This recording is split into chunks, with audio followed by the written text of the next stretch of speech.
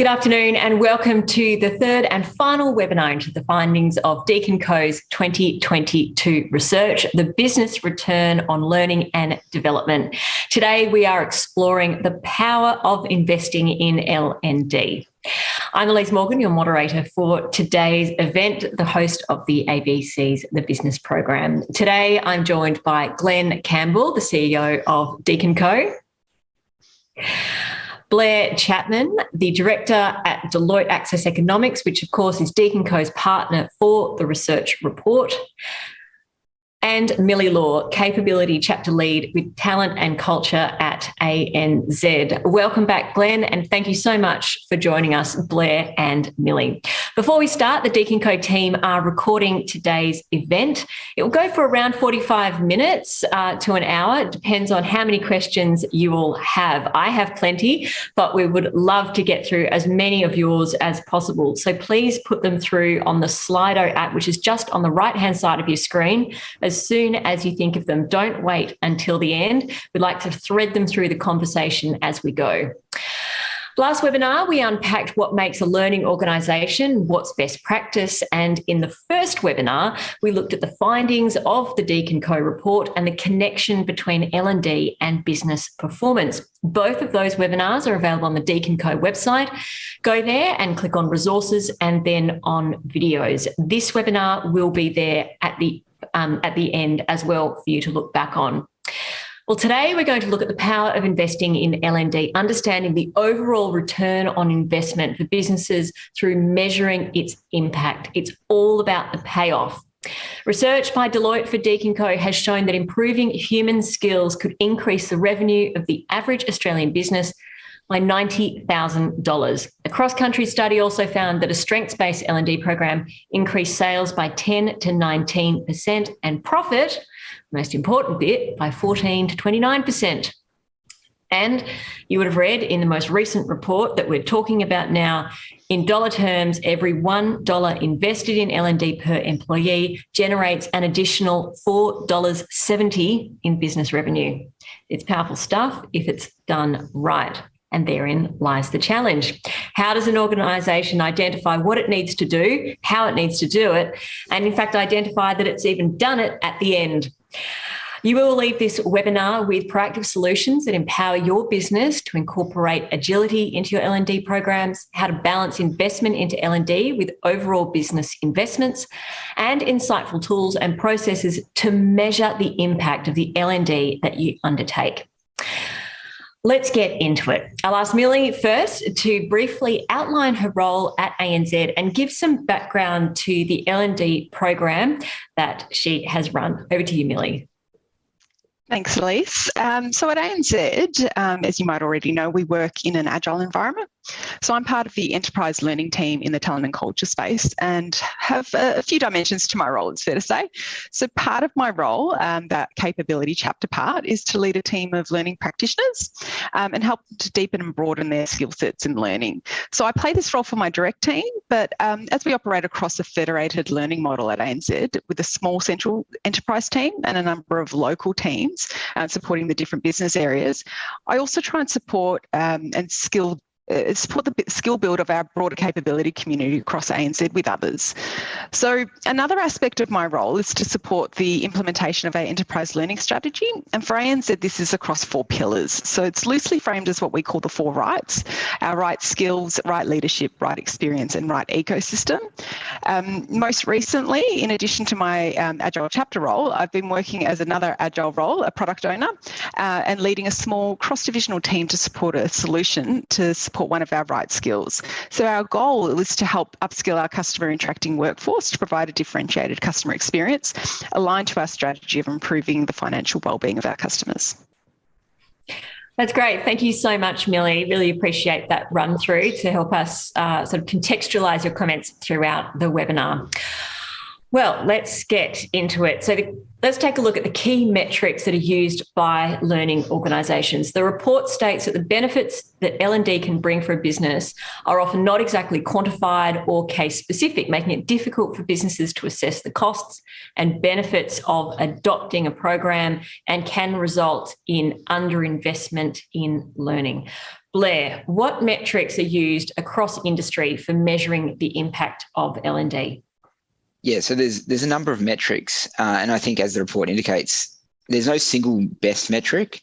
If you're a company that's trying to generate profits and revenue, that's a great metric overall, but it won't be the result of all training programs. So, if you're training at improving customer service, then the best way might not be to use profit to measure it. It will be a customer satisfaction survey. And so it's important for businesses to have a learning L&D sort of strategy in place so they can actually assess what their desired goals are. So I think Millie pointed out with her program that they actually had an objective for the training, and you can actually assess it against it. And so while there's a number of metrics, I think obviously asking your staff whether they think the training is useful is a good one to evaluate the training immediately. And then you can look at changes in customer satisfaction before and after training. Of course, profit and revenue are the ultimate goals of companies wanting to make profit. Individual productivity, if it can be measured in a meaningful way, often it's difficult to measure productivity.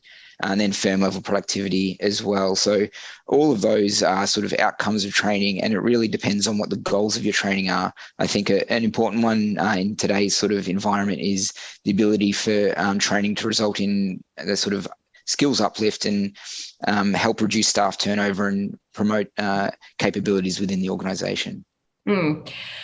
Touched on so many things there, but Glenn, we'll go to you. The report shows that the top perceived benefits of L&D are increased employee productivity, upskilling of current staff, and staff retention, while enhancing financial performance is 7th on that list of benefits. Is that perception correct, do you think?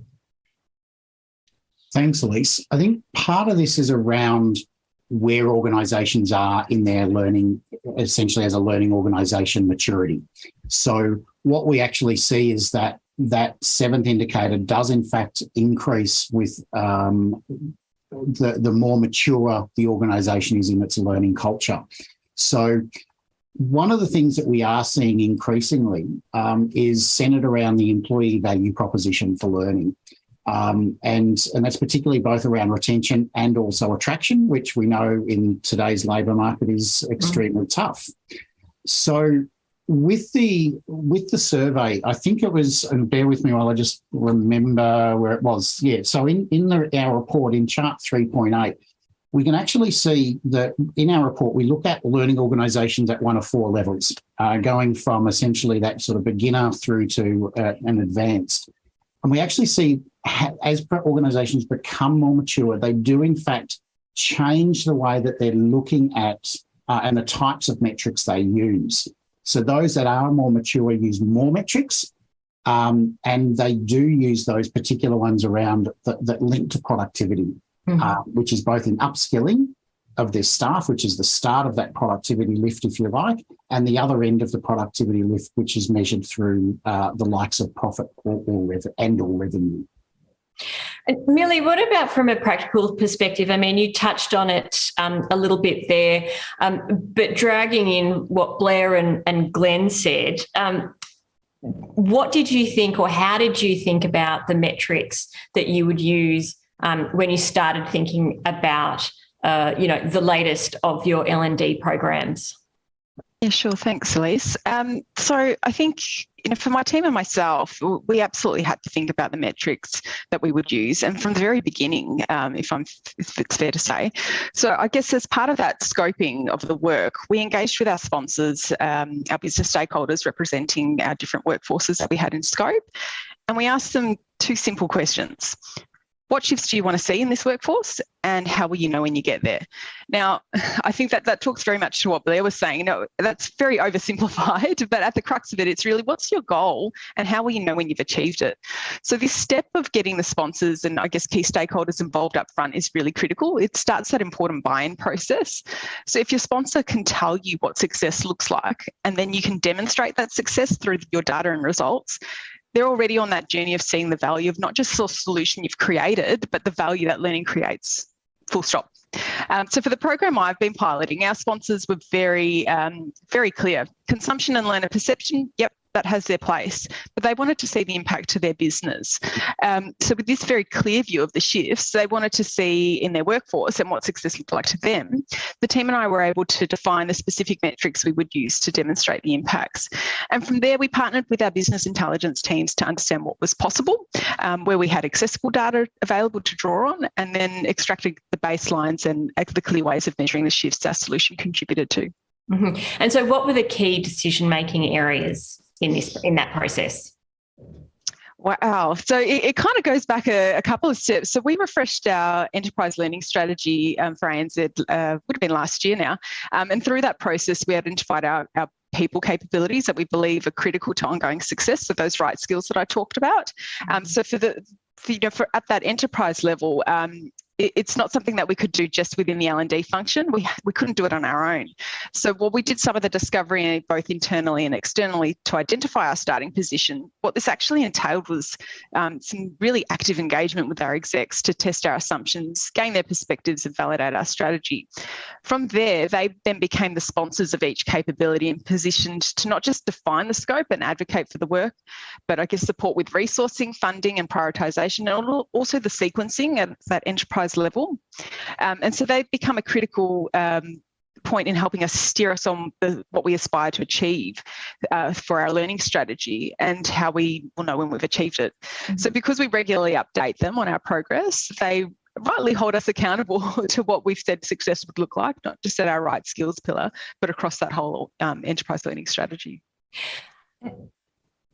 Glenn, we've spoken previously in webinars about how important it is to get buy-in from right across an organisation in order to have a successful L&D program. Based on what Millie's just said, in having these really clear metrics, does that help to get buy-in from the whole organisation, in particular the C-suite and above, to get the funds that you need? Yeah, it absolutely does. As Millie was talking, what I think others couldn't see was I was furiously nodding with the approach that Millie took. That first step of planning is so crucial, because if you don't set out before, and it's like anything else that we do in business, whether it's our R&D strategy, our marketing strategy, we set out upfront what it is that our objectives, what would success look like? So what are the metrics that we're going to use? And we get buy-in that they're the right metrics, that people are comfortable with what it is that we are setting out to do from not just the objectives, but the way that we're going to measure success. And I think historically, this is part of what we traditionally, I suppose, hasn't been done as well in Ellen as it has in other parts of the business. And at times, it's also valuable to get that outside perspective. We all know that at times when we're within an organisation, we can become blinded by the environment that we're in. And having that little external sounding board even helps us articulate more what it is we're wanting to achieve. Mm-hmm. But to get buy-in at all levels, particularly at the senior level to start with, that's crucial, because know where your funders are. Your executive panel, your executive group, if that's where your funding's coming from, that's what you've got to get the buy-in for. And they've got to be comfortable with the metrics. So too do the business units. And you can have both of those level metrics in the organisation. And I think Blair mentioned this before around, what are your metrics around your immediate work area, your individual, but also the organisation. And they're the sorts of things that we do see in more advanced learning organisations. Mm-hmm. So you have these metrics, you have buy-in from everyone, you start to undertake the learning and development program. How do you measure the success against those metrics, and at what stage do you start measuring it? Blair, I'll come to you. At what stage do you start measuring whether you're on your way to meeting the metrics that you've and the goals that you've set yourself? So I think in any sort of measurement, measuring the baseline is the first thing you want to do before you even implement any sort of training. You want to know where you're at, where the staff are at, where revenue is at, and then you can implement the training and see if it's actually having that impact that you would expect. So I think you have to measure before, during, and after. And sometimes the results won't be for several years because some training programs take time to roll out. They take time to be adapted and taken within the organisation and actually utilised. So the bigger the sort of training agenda, probably the longer term outlook you have to take in sort of evaluating how good they are. So I think before, during, and after, and sometimes well after, is the answer to the timing. Millie, how did you do it in ANZ? When did you start measuring? And then, did you measure multiple times during the rollout? What were you doing? Yeah. So I guess, as I mentioned earlier, most recently I've been leading this small cross-divisional team to build a solution around one of our right skills, and that goal around, helping our customers feel more improved in their financial well-being. But we've only actually just concluded our initial pilot of the solution, so we're not yet seeing the full impact of the results. But, to Blair's point, it is about that, measuring the whole way through. So we took our baseline really early on so that we know where we were starting, and we've done some initial kind of measurements throughout the pilot period, but also we'll continue to do it as the time goes on. So it's not that one approach, like not one single time where you're measuring, but you really do need to measure continuously and ongoing. And do you have, is it based on calendar, or is it based on different milestones that you've set yourselves? Yeah, well, certainly milestones. I think when you've got to go and report back to your sponsors and let them know how things are tracking, that's a really important milestone, to be making sure you've got the latest and greatest data around the metrics. But, it's continuous. I think there's also a piece of it's not a one size fits all. It depends on what you're trying to achieve with that program. And Blair touched on it earlier, where you're looking at a whole program that's intended to span for a number of years. You're going to need to measure regularly. But if you're looking at something that's a little bit smaller scale, some shorter, sharper measurements to prove some impact early on is going to be really important. But it really does come down to what you're trying to achieve. Glenn, so what does success look like? How do firms know when they've reached it? What's your view on how often measuring should be done, reviews should be done within the L&D program process? Yeah, so the success will depend very much, as Millie said, on what you're trying to set out to achieve. And you should be putting that as part of your initial planning. Where are those points that you want to be able to measure? And in some of that measurement, knowing what you're going to use as the right sort of measurement. And that's important because different things will have different responses. If we're looking at, for example, the introduction of new technology, and we've got some change behaviours, you've got some immediate measures there around the reception of that technology, how well people feel they've been adequately trained to use that technology, or it might be a new software, it might be a technology that replaces and changes the way that we actually engage with our clients. Well, you can get some immediate metrics there. But if it's something that is bigger, let's say it's a more of a transformational piece around the way that we lead our organisation, it might follow I'm thinking of a particular case here, where we're actually changing the way that we interact as a leadership team across an organisation. One of your metrics there, and the client that I'm thinking of, what they were able to do was to measure their success, and this wasn't an immediate piece. It was actually sort of 2 years down the track, where they actually used a model, the Brinkerhoff model, where they were able to measure the success in a longitudinal format. And what they found, and admittedly, one of these was an outlier, but that's okay, because that outlier alone saved the organisation $1.5 million, which was more than they had invested in the program itself. So you can, in fact, start to see things there where you're getting clear outcomes. But again, it depends on what it is you're trying to achieve. And knowing that from the planning perspective, where are you going to be measuring? How are you measuring? Is it, certainly your staff that are going through the training is important. How do you measure your clients? Do the clients need to come into it? What about the executive? What are your financial metrics? So that's the important part, and knowing through your planning stage, when are your key points that you want to measure. Mm-hmm. We've got some questions coming through from the audience. This one's for you, Glenn. What are the most powerful measures for a macro view of learning performance in an organisation beyond measuring individual programs and interventions? It's a good question.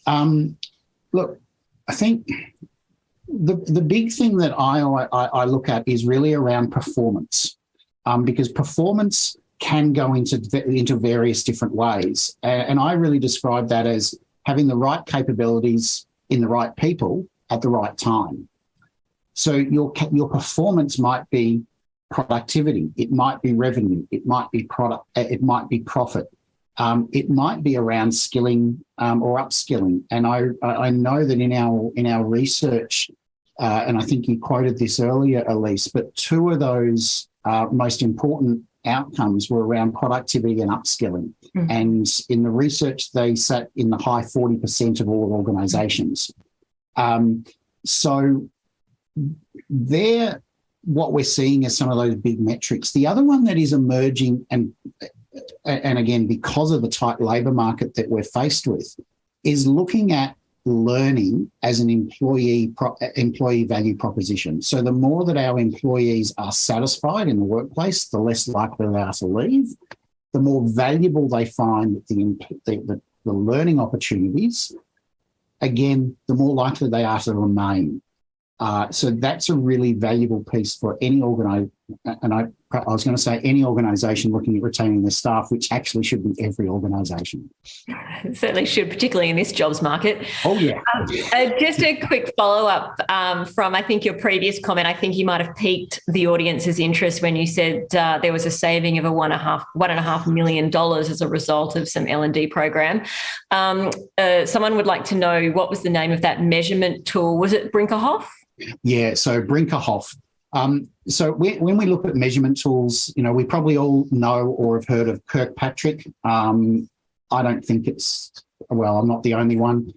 It has its shortcomings with Kirkpatrick, whereas Brinkerhoff actually takes it a step further and actually looks at more of a qualitative assessment, if you like, and it creates and collects that information around outliers and also the median. And so you can then go in and explore what they look like. And that's what we looked at with this particular client. Now, how they were able to achieve such a significant saving was by looking at things differently. And that was the point of the program. So they actually started looking outside of the traditional organisational silos, and we all know what they are. And two of the people that were on the program at the same level as I think they were probably sort of divisional group heads, were actually talking and together, which they normally wouldn't because they were in two different locations. And they started reflecting on the program that they were doing and the learning. They got onto a challenge that one of them was facing, and the other one said, well, hang on a minute, I've got a problem and I think you could actually help me with my problem. And it's actually my problem solves your problem, vice versa. And that's how they were able to approach it. Whereas traditionally, and the participants were quite clear in this, that if it wasn't for the program, they never would have had that conversation or idea or knowledge that it was possible. Mm-hmm. And so what they actually did was to combine, instead of going off spending a lot of money to solve that problem and a lot of money to solve that problem, they came together and realised that, in fact, it was two sides to the same coin. Mm-hmm. And that in itself, for that organisation, absolutely gave them a clear return on investment. But that was a transformation project as well, Mm-hmm. and it achieved its purpose.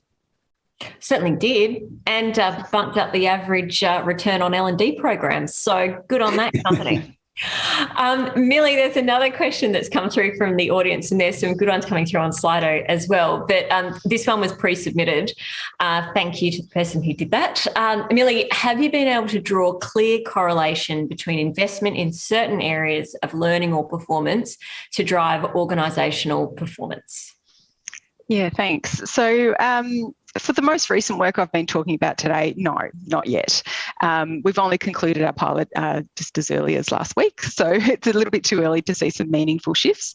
But certainly we've got some early insights around, those typical things that you would expect to see around consumption metrics and learner perception, and even a little bit around the indicators of capability uplift. But in other work that I've been involved in throughout the years, it's often about comparison, and I've a couple of examples to share that may be able to help describe what I mean. So the first is for when I guess you're creating a new solution. So my kind of top tip is not to overlook that opportunity to pilot before rolling out something broadly. And the reason being that is if you actually have this great opportunity to compare your pilot participants' performance against the key metrics you and your sponsors have defined, success in, of course, against a like group of people that haven't engaged with your learning solution or that control group idea. I can see Blair nodding along. And so this creates an instant point of comparison. So, and the reason this is really important, and I think it speaks to that query about correlation, is that it can be really hard to attribute shifts in performance to just one thing. So at any given point in time, there could be any number of initiatives, events, changes, small or large, from the policy change to a change in system or workflow or a marketing campaign, that are also likely to be contributing to a shift in performance alongside your learning solution. So how do you determine how much of your solution has contributed to the shift in performance versus any of those other changes going on? And I do that by comparing those two groups. So where all else is, more or less equal, with the exception of participating in your learning solution. So you can then say with a level of confidence, and it's not perfect science, but it does give you a bit of confidence there, that the shifts you're seeing are as a result of that learning solution. And we see this in other industries. I think about medical research as an example, where they're trialling new drugs, where two similar groups of people are compared, one group who've got the new drug and then others who are given the placebo or nothing at all. And so we can draw on this approach in learning also. As another example for something that I think many of us would experience is when you're redesigning an existing solution. And many of us would have experienced this regularly over the last couple of years in particular, as we saw the need to rapidly shift from programs that might have been face-to-face to a more digital or virtual offering.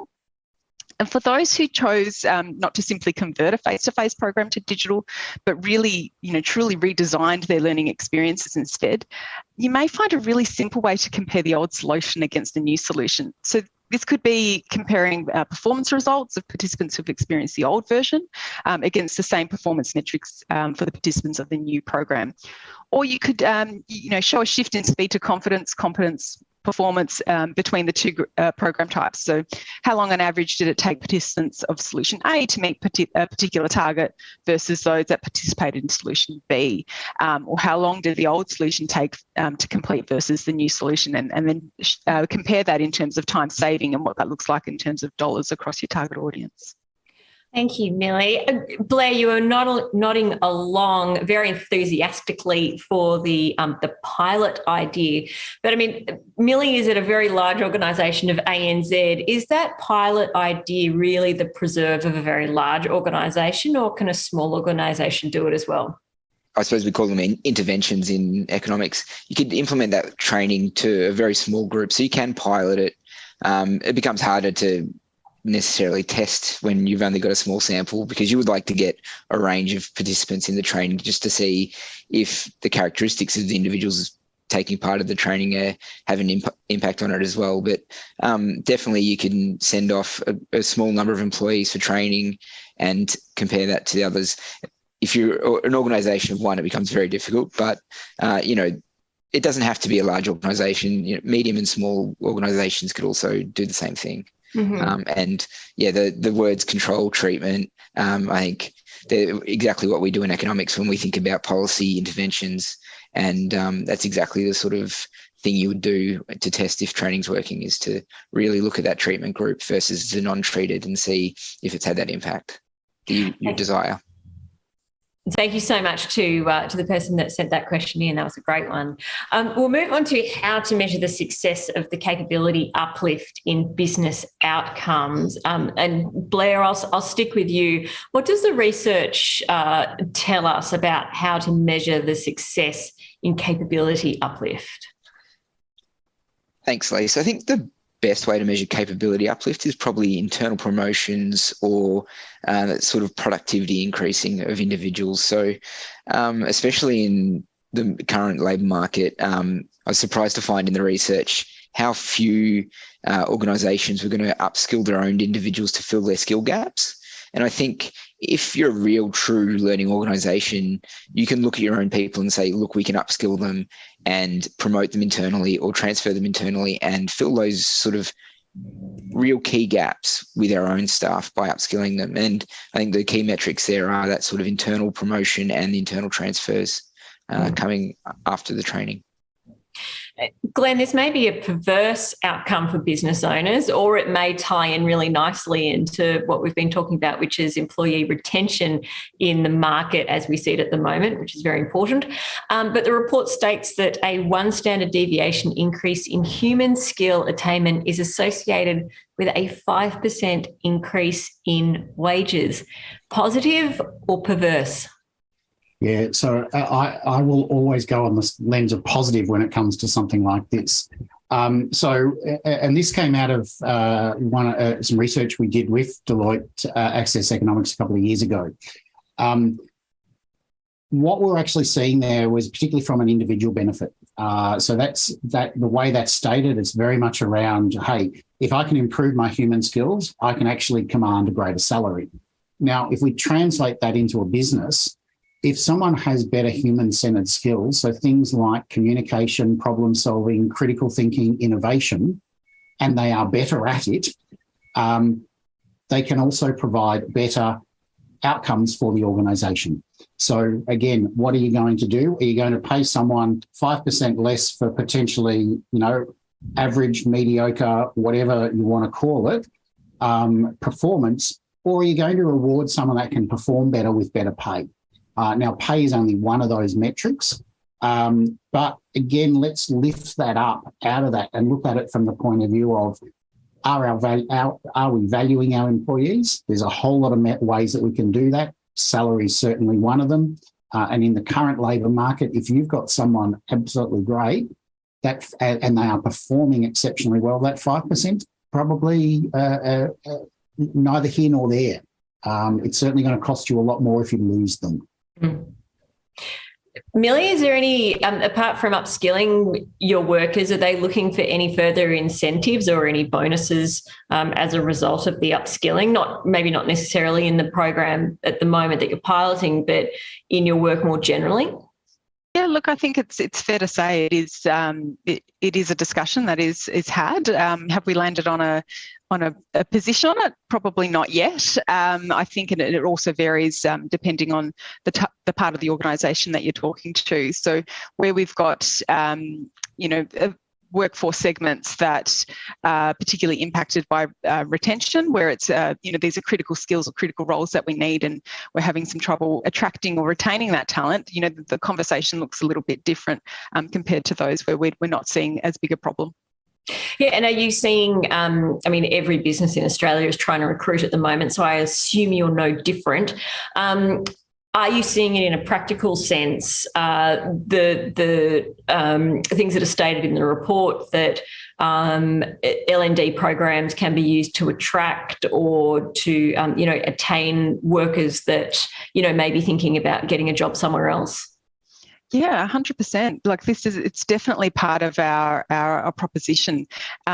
we know that having a really strong learning culture at ANZ is a really it's part of our proposition. It's a differentiator for us. It can be used absolutely to build capability, and that's certainly what we want to be doing ongoing. But in terms of attracting and retaining, talent long term, definitely. Millie, it's easy to measure the capability uplift of an employee, but how are you, this is touching on a little bit what we've spoken about already, but specifically, how do you measure it in terms of business outcomes? Yeah, I think, a couple of things that I'll point out here again. So one, it's definitely a part of my point about comparison. So being able to compare a control group to a pilot group, reasonably simple way of doing it. But again, to see the business impact, it usually takes a degree of time, rarely instantaneous, depending on what you're trying to look at. I think it's also really important that you're clear on what it is that you're trying to measure and what shift in behaviour you're trying to see. So I think it was to Blair's point earlier, not all programs are created to impact the same performance metrics each and every time. It's being really clear on what it is that you're after. So whether it's about looking at things like engagement results, and at ANZ we've got some measures built into our engagement results that dig down into learning impact. That's one part. Whether it's around productivity or whatnot, lots of different things there to consider. But I guess coming back to my point around that piece, that seeing business impact, like that big business impact, taking some time. I guess in the short term, what I like to do is look at my other data points and help build my story. So it's that question of, yes, I've got easy access to consumption data, to learner experience data, and maybe some capability uplift data. But what does all of that tell me when you look at it together rather than in isolation? So what does that bright spot in performance data that we maybe have seen over there, what does that actually indicate when you combine it with all the other data points that you do have, and what does it imply? So it's looking for those early indicators of success, I guess, around those measures you've identified with your stakeholders as well.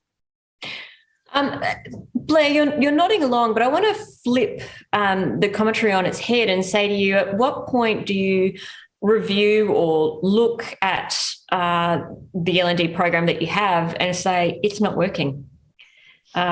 What signs are you looking for? If we've talked about measuring, we've talked about monitoring, we've talked about the metrics that you're using, but not about pulling the pin.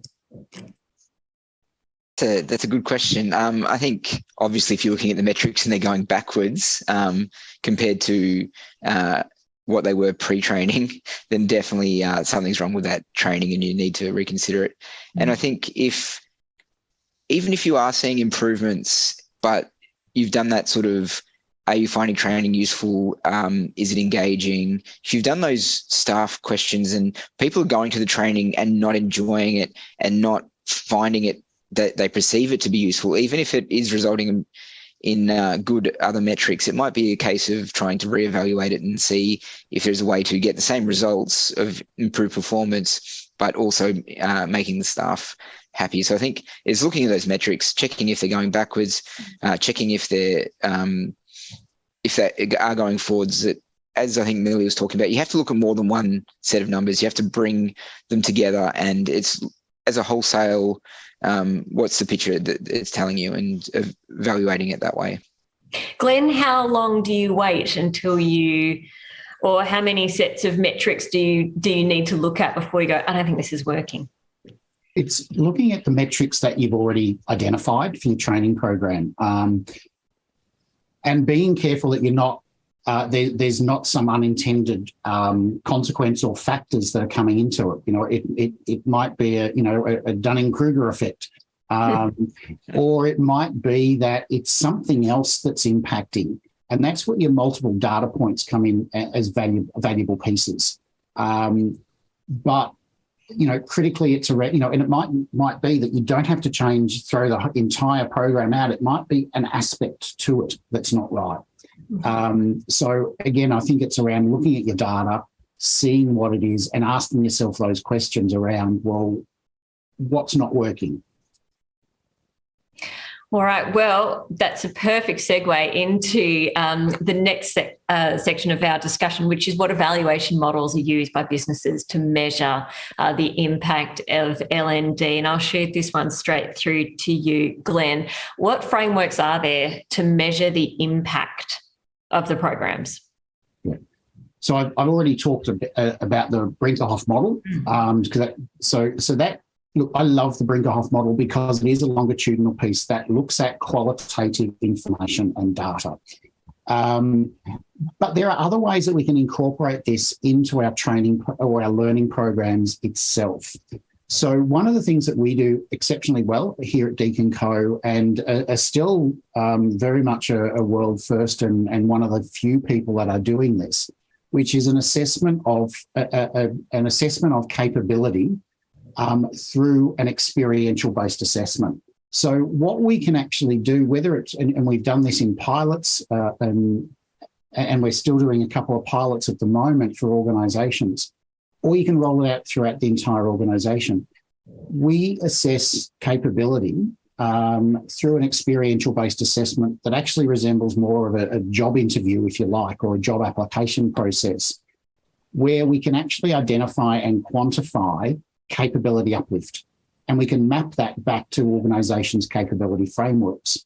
So if your metric is around looking at improving capability, upskilling or reskilling workers, then we have a tool that actually does that for you. So Millie talked a lot about pilots and the way that she's doing that. If I bring one in as well that we're actually currently doing, and we're doing it, we've done adaptation of our professional practice from within an organisation to a group of people that are actually entering the workforce. And what we're doing there, we're doing as a pilot. So we've got a control group and this particular group.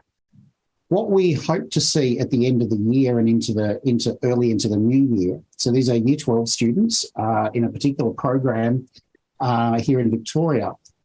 What we're hoping to see as part of the objective of the pilot is for them to actually have improved employment outcomes by measuring their readiness on critical human-centred skills. Now, we've done similar pilots like this within workplaces.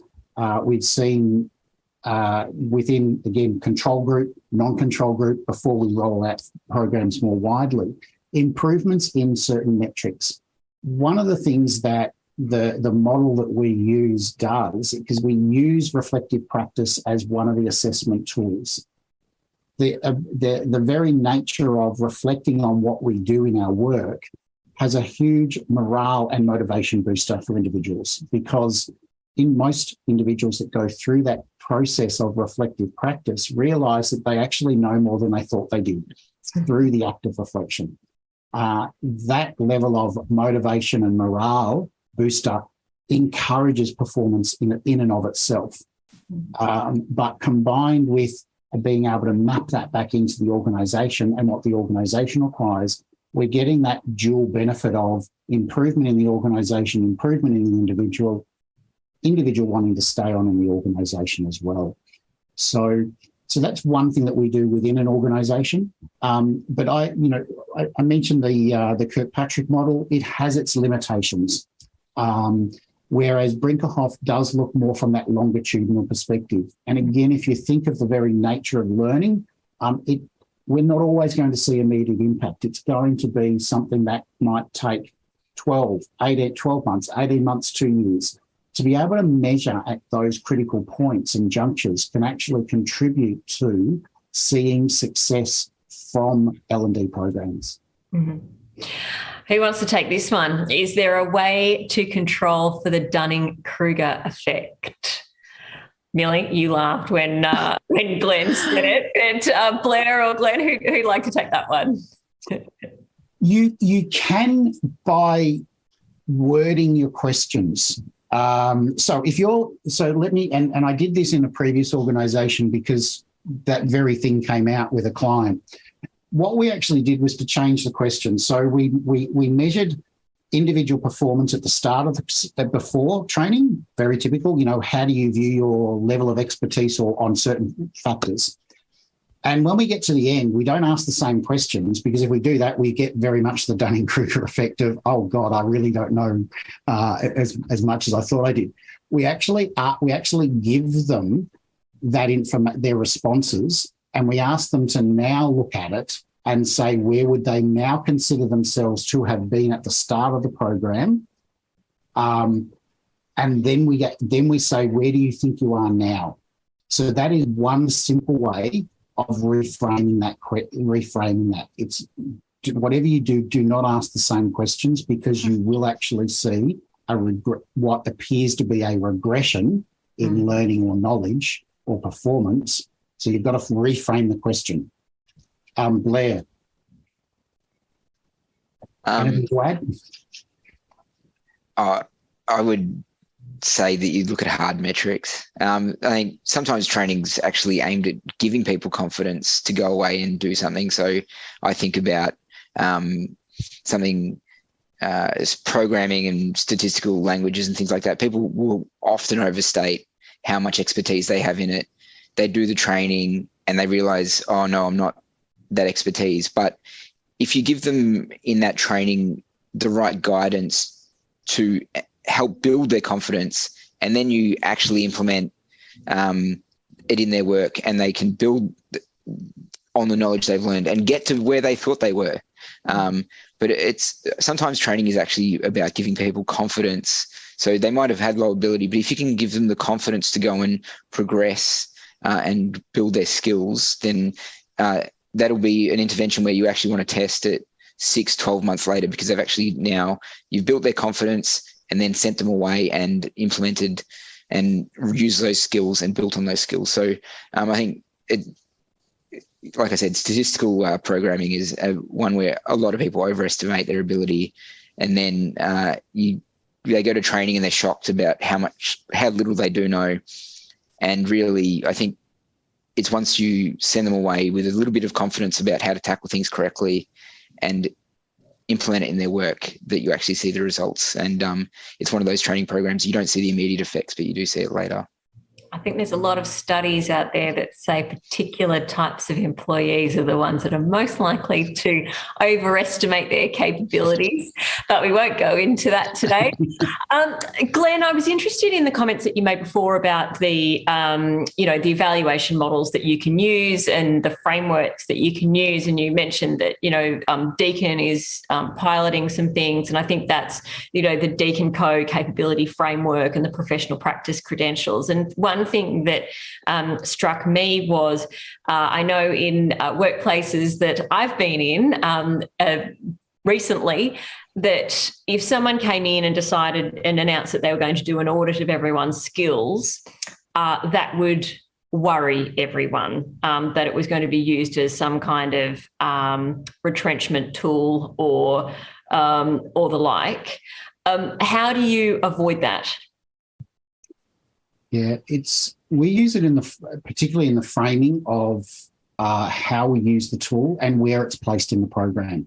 So the professional practice credentials that we have are very much an outcome measurement of success.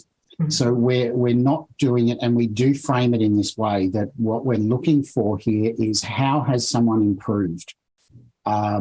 Now, we also have a lot of data behind that shows that for those that do go through our credentialing framework, we only have around 1% of people that do not demonstrate an improvement.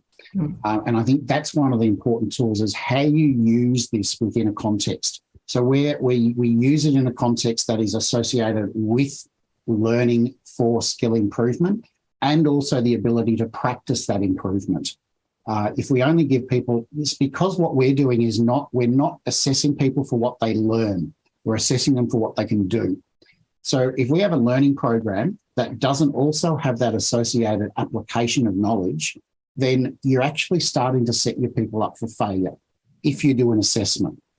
But also if you're providing a learning program that is upskilling your people, you need to give them that opportunity at the same time to be able to practice that upskill. Otherwise, we increase the amount of knowledge that is lost. And this is sort of one of the problems with the Kirkpatrick model, is the immediacy of its assessment. Mm-hmm. But if we are providing a training program that is a true continuous learning program that has input on new information and new knowledge, ability to practice that, whether that be through simulations, virtual reality, real life projects within the organisation, that helps embed the new learning. And that's what we're using in our credentialing systems to say, okay, let's measure. And quite often we will have a gap between the learning program and the credential, because we want people to be able to practice and implement that improved performance uplift. Mm-hmm. And then we look at that measurement piece. And again, that goes to what we've all been talking about today, that sometimes your L&D measurement isn't right now. It's actually, there's a delay in it. And that's what we're looking at here too. So it's framing the way you use your tools so that they're not seen as part of a retrenchment exercise or negative experience. Millie, back on the models, did you use any of the formal established models like the Brinkerhoff or the Kirkpatrick, or was there one that you sort of based your programs on? Yeah. I guess it's fair to say, like most organisations, as this research is showing, there's certainly room for us to mature in the way we measure capability uplift and make that link to business outcomes clearer. So our approach to evaluation, it's evolving, but it's modelled and adapted on Thalama's work, so in his learning transfer evaluation model. So we know that we need to mature our approach overall, but there are pockets of the learning community at ANZ that do this really well. So what we're actually striving to do in our distributed learning model is where we've got this small core enterprise team and multiple teams supporting business areas, is where we're really going after consistencies. So what we're doing is we're taking that time to invest in our learning practitioners themselves, to help them think about the way that they measure impact across the levels of the evaluation model and equip them with the know-how to do it. So we hear from our learning teams, and we've heard today that often it's that they don't have the time to consider measurement beyond some of those consumption and perception metrics, so those really easy ones to see fast. But as they move into their next priority, it becomes or their next piece of work, it becomes less of a priority to kind of really adequately measure the impact of what they've been working on. So I guess by helping them to think about and plan for that business impact from the performance consulting stage with their sponsors, we're really hoping that we'll be able to see a shift in how they position not just their capacity to do this themselves, but with their business partners, and make some more space to really take the time to get some meaningful data around the way we measure and evaluate learning impact. All right. We're almost out of time, so I might just stick with you, Millie, and ask you what your advice would be to the people who've dialed in today. What would you advise them to help them on with their learning and development programs? Yeah, sure. So in terms of that, measuring, start early. Start thinking about how you will measure from the start and being really clear with your sponsors and your stakeholders. What is it that they're trying to achieve, and how will they actually know when they've achieved it? So very tangibly, what does success look like for them? So while this is that simplified way of looking at it, the conversation may be a little bit more tricky, and you may need to dig in and prod and probe a little bit until you get something really concrete and clear. That not only can work with you, but that's something that your sponsors can articulate and agree with. Then you'll have that added benefit of having advocacy for the program and a greater belief in the value that learning creates. Fantastic. And while we've got you, I think we've just buffered a little bit with you, but one of our audience members didn't quite catch the name of the model that you've been using. Was it Thelma? Thalama. Yeah, so Will Thalama's work on learning transfer evaluation. Okay, excellent. Thank you very much for that. If you didn't catch it again, this webinar will be up online, so you can dial in and fast forward to 12:53 or 53 minutes in, and it will be there for you. Glenn, a piece of advice from you. Look, I would say what Millie said. Do plan and think through what you're wanting to achieve. That is one of the most crucial aspects. get external help if you need it. Not all organisations will have the in-house resources or the size of the likes of an ANZ. So you might need to gain external support and help in how you're going to go about even those issues of how do I measure, or what are the measures that I want to actually achieve. So that's the other piece of advice I'd give. Don't be afraid to seek out someone that can help you with those very questions. Oh, like Deakin. Blair, any advice? Yeah, I would think about your strategy and have a strategy. I think in the research, we found that some companies don't have a strategy, and I think it's up to the business leaders to actually develop a L&D strategy that they can implement in their organisation and actually measure things against. Thank you so much, Blair. Well, that's it for the webinar for today. This is the last webinar in the series, and the next event coming up will be in person. How exciting. As mentioned previously, the webinars are available online at the DeakinCo website. You just need to click on resources and then on videos, and they'll be there, along with the full report, which if you haven't read yet, you definitely should. There's some really interesting facts and figures in there that are certainly worth a peruse. A big thank you to Glenn Campbell, the CEO of DeakinCo, Blair Chapman, the director at Deloitte Access Economics, and Millie Law, Capability Chapter Lead with Talent and Culture at ANZ. Thank you in particular to you for your fantastic practical insights on today's webinar. We've really appreciated your time. And thank you, of course, to Glenn and Blair. My name's Elysse Morgan. Thank you very much for dialing in for today. Thank you very much for the questions that you sent in previous to the webinar and during the webinar as well. We hope you've gained a heap from today and the other webinars that we've had. Have a great afternoon.